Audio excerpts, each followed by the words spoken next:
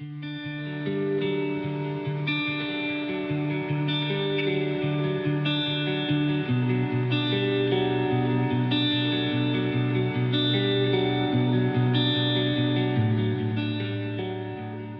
I had my cardiac arrest about 8 months ago. It was 3 weeks before my 50th birthday. My health journey from having my cardiac arrest has been a positive one from my health aspect. I felt very well cared for, valued, and all my needs were met while I was here in hospital. Although we could see some better improvements, I think, especially for some of our elders and our people from remote communities.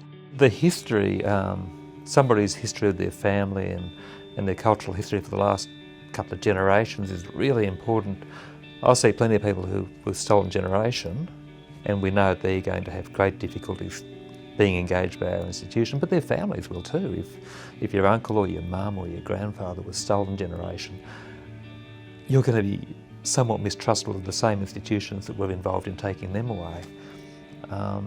So if we fail to recognise that, then you're missing the whole engagement process. If you don't know why you have to engage in a certain way or why you have to make that different effort, then they'll be lost to our system. They won't engage.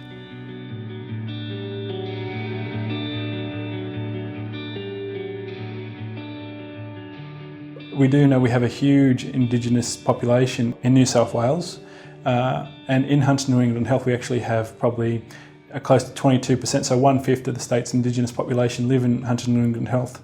So we have a real opportunity to be leaders in closing the gap and in Indigenous research. So that all starts with ticking that box and saying, yes, I'm Indigenous.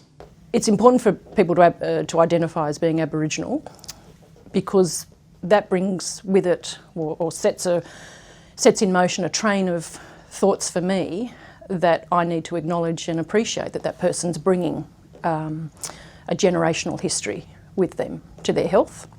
And importantly, that can mean that there's been some trauma, there's been some loss and grief, often racism, discrimination, and I need to acknowledge that and respond to that in an appropriate and compassionate way. I'm a Murray, I'm from Gundawindi, and my mum's a Gomeroi, and proud black man. Not all of us are dark-skinned, not all of us are black-skinned, let's say that. Yeah, there is a lot of differences in working out, someone says they're a black fella and they haven't got brown eyes, they haven't got the big dark tan, or they haven't got black eyes, but let you know there's blue eyes, there's green eyes, there's brown eyes, there's different coloured eyes in us and our skin as well, but I'm black through and through. The other important message is that Aboriginal people are often questioned about their Aboriginality based on their skin colour, and that's not acceptable. If somebody's identified as Aboriginal, it's important to take that on and not to question it, and not to question it based on their skin colour, but to take it for what it is and that they've felt comfortable talking to you about their Aboriginality. As a cardiologist, what does the local data say about Indigenous people with heart disease? It would say that they're much younger compared to non-Indigenous people. So for people presenting with heart failure, they tend to be about 15 years younger at the age of presentation. They have high rates of diabetes, high rates of smoking, high rates of renal disease, and this unfortunately seems to be driving a high rate of death in Indigenous people. And if Indigenous people, when they come to hospital, can identify as Indigenous, then we can work together coming up interventions to close that gap. I think it's really important for healthcare workers to be really supportive and mindful of Aboriginal people and not feel ashamed asking the question around our identity, because the more that we feel that we're supported and valued within the hospital system, the more we will access them. It's some of the little things that we do as, as staff, clinicians, and, the way in which we're engaging with people that will, turn our people away. It's the way you ask that question and the body language that you use when you're asking that question. It's not about being scared or, I'm going to offend them or, I'm going to say it the wrong way. Be yourself, and that's what counts. So for Aboriginal people who are coming from out of area, they're off country, they don't have that connection with people. They don't know where they're going and what they're doing and what's happening, and they're frightened. I think it's really important that there are Aboriginal people here in the hospital that they can, I guess, familiarise themselves with to help feel a little bit more comfortable. I've seen the doctor, and I've got a great doctor, one of the cardiologists here, and he's fantastic doctor. He gave me all the information I could, but it was from a very clinical point of view. So having somebody like our liaison officers in the hospital made that bit of difference for me. They were a great bridging point. I think for us as Aboriginal people, we get a real shame thing around having to ask non-Aboriginal people for assistance and a lot of help, because we're viewed as being less than by some of them people. So we get a real shame thing about not wanting to ask. Where if you see a familiar Aboriginal face or someone you know in the community, you're more than usually happy to ask them, because that shame thing's gone. I would have liked to see some more Aboriginal staff on the floor. We would have been great, and some more Aboriginal faces. The liaison officer made a great difference, so not wanting to go home until it's time to go home.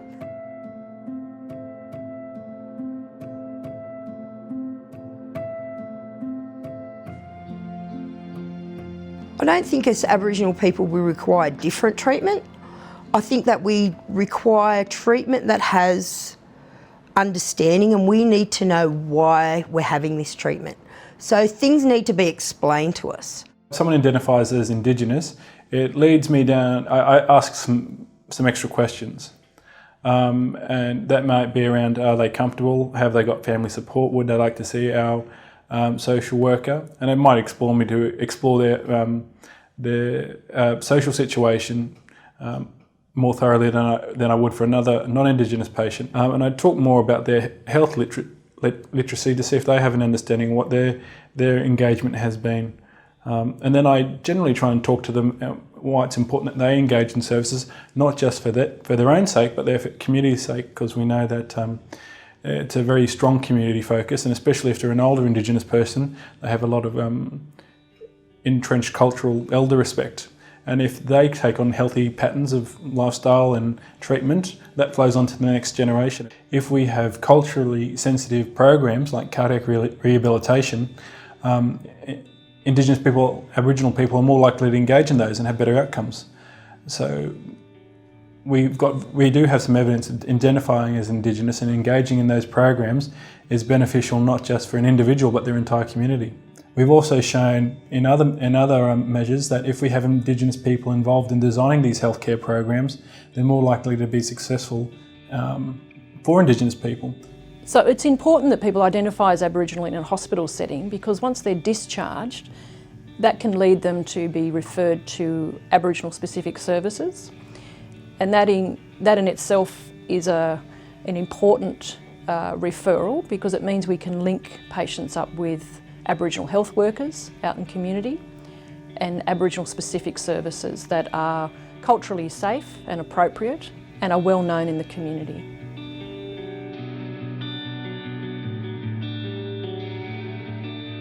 Having that opportunity present to engage effectively with our people when they do come into hospital is extremely important.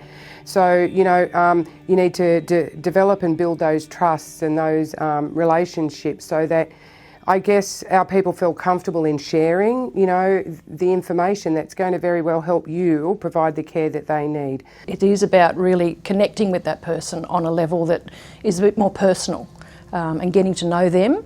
And giving a bit of yourself as well. And you're forming a relationship with them, and through conversation, not just about their health, but about other factors in their life. I think rushing through the interview and hurriedly making introductions and assuming you've got somebody's respect and trust is not going to cut it. But I think you've got to take your time and give the person reason to believe in you. And geez, the best icebreaker is, where you're from. Where you're from means a huge amount to most people we do identify from, and ask about family. So I think for non-Aboriginal clinicians, I think the most important thing is to remember that we're all human, that we actually all feel more comfortable when we have a connection with somebody, when someone's taken the time to get to understand what's got us to this point, rather than just treating the problem that's there right there in front of them, and finding out what's important to that person, who their support people are. Give a little bit of yourself and learn a little bit of our story. The 5 minutes, the extra 5 minutes at the beginning spent with us as patients will save you time down the end and lead to better health outcomes. Hunter New England Health have really taken on board and have a genuine, interest in helping us, achieve what we need to achieve for our people. We've taken the step and invested in ensuring that our environment looks really great and it's very welcoming and so forth. But we need to take the next step to ensure that, the very people that we have here are culturally safe and sound and, are welcoming and engaging, and, take that time out to ensure that, we're not just looking good, but, we're actually, doing good as well. You don't need to be spoken to or handled any different from anybody else in any hospital. We need that respect and that a bit extra help. And it'd go down well and it'd be respected.